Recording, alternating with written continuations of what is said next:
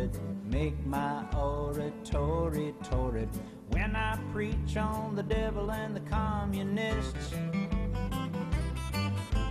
Let me pace across the stage like a silk-suited animal in a cage. Make me a televangelist. Hello, everybody. Welcome to the Atheist Experience. I'm Matt Dilloney. Joining me this week, Martin Wack. We're getting. Hey, and this is Nick. Yes. In Maryland. Yes. I just had kind of a quick, kind of personal question. I was born in a Catholic family, and while in high school, I had to go through the whole CCD thing, and my mom basically forced me to get confirmed. But you know, in the past couple of years, I came out and said I was an atheist, and it's really been hurting the relationship between a couple of my siblings, and especially my mom, to the point where this past week when I was visiting home, and it came up that she said that she didn't even want to hear the word atheist. And I was just kind of wondering what your opinion or advice would be on helping to make it so that it doesn't, my relationship with my family doesn't degenerate further. Did you tell her you didn't want to hear the word God? No. I didn't either. I just got back from visiting with family, and of course, actually it was mostly great. Had a good time. And I'm not going to go talking trash about my family, but there was some there were some comments made that were pro-religious, anti-atheist, or I guess more anti-sin from their perspective. Mm-hmm. I don't know, but you know, I keep saying that. You know, now I can be honest about who I am, and I don't have to hide anything, and I don't have to sit quietly in the corner and keep my mouth shut.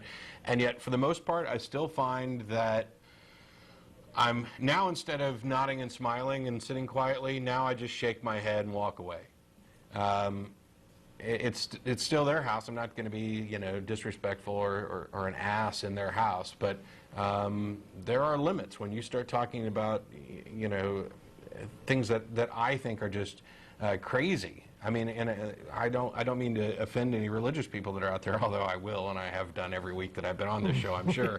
But I'm not saying that religious people are crazy. I'm saying, you know, I think that there are some people who there may even be somebody there who has a really good reason for believing. And if so, feel free to call in and tell us what it is.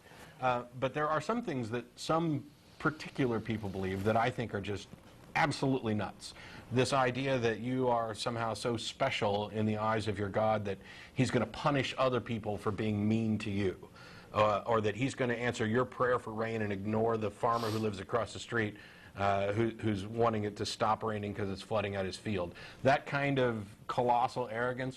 Well, yeah, it's incredibly amusing every time you tune in some stupid television show and there's some vapid pop singer up there accepting an award, thanking God for it. Yes. Like, oh, I'm the creator of the universe, and he really gives a damn about my career. Oh, I'll just stop creating this galaxy here for a few minutes just to make sure that your crappy CD shoots to #1, and you can thank me later. Yeah. This whole thing, that's what really is at the key of religion, at the core of it all. It's this whole attitude of it's all about me. Yeah. Everything's all about me when you're religious. You know, and it's a lot of posturing, too. I mean, I noticed a lot of those... No, it's not about me, it's about God. But God is just a projected self-image of the believer.